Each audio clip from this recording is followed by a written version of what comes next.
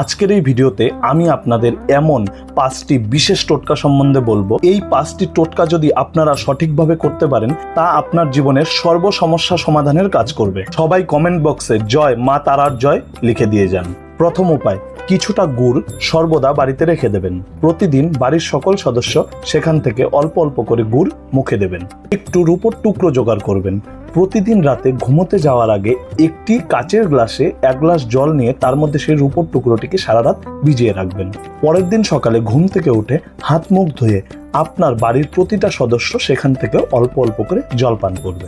যারা রাস্তাঘাট সাফাই করে সেই সাফাই কর্মীদের নোট না, কাগজের নোট বাদ দিয়ে কয়েন দিতে পারেন। ছোট মাটির পাত্রে অল্প পরিমাণে মধু রেখে সেই পাত্রটিকে বাড়ির ঈশান কোণে কিছুদিন ঢেকে রেখে দিন। কিছুদিন অন্তর অন্তর সেই মধুটিকে পরিবর্তন করবেন। মাসের যে কোনো বুধবারে কোনো 5 বছর বয়সী মেয়েকে সবুজ রঙের কিছু অবশ্যই দান করুন। এই 5টি টোটকা আপনার সর্ব সমস্যার সমাধানে আপনাকে সাহায্য করবে।